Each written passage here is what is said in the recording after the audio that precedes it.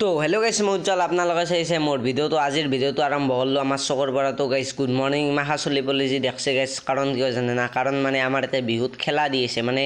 চকত খেলা পাতছি তো প্ৰত্যেকবাৰে পাতে মানে আমাৰ বিহুত খেলা পাতে তো চব চলেই খেলা খেলিব পাৰে তো আমাৰ গাঁৱত যিমান সৰু সৰু চলি আছে তো তাৰো ভিতৰত ময়ো এটা সৰু চলি তো মই সৰু চলি হৈ মানে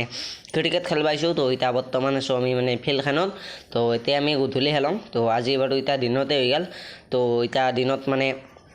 খেলা পাতি দিলাক তো প্ৰাইজ কিবা কিবি আছে বাৰু তো আমি এতিয়া ফিল্ডিং পাইছোঁ তো বেটিংটো মানে আমি ফিল্ডিংটো কৰি লওঁ তাৰপিছত বেটিঙত লগ পাইছোঁ তো বেটিং মানে আমি এতিয়া বেটিং কৰি আছে তো বেটিং আউট গাইছ তো বেটিং মানে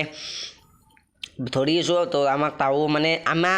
আমি ফিল্ডিং আছিলোঁ না গাইছ তো তাও বেটিং আছিল তাও টাৰ্গেট দিছিল আমাক 85 তো বৰ্তমান 50 মান হ'ল তো হাৰিম না জিকিম অলপমান পাছত কৈ আছোঁ ৰ গাইছ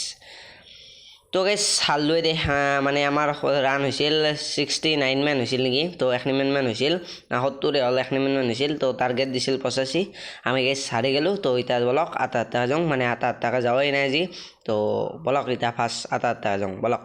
আটাৰে পৰা আহি মানে আটা যাওঁ বলকচোন অলপমান এনেই ফুৰি আহোঁ আটাৰে পৰা যাওঁ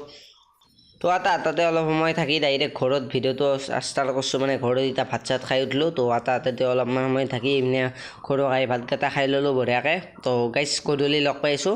এতিয়া অলপমান জিৰা লওঁ দে গাইছ বহুত গৰম দিছে এতিয়া অলপ জিৰা লওঁ তাৰেপিছত গধূলি লগ পাইছোঁ দে তো হৈ গ'ল গধূলি তো এতিয়া বজাৰত যাই আছোঁ মানে আটাৰ কিবা অলপ টেবলেট আনবা আছে তো সেই টেবলেট আনবা যাওঁ তো হৈ গ'ল গধূলি তো আজিৰ দিনটো এনেকৈ গ'ল গাইছ তো বাই গাইছ নেক্সট মিনি ব্লগত লগ পাইছোঁ দে বাই দে গাইছ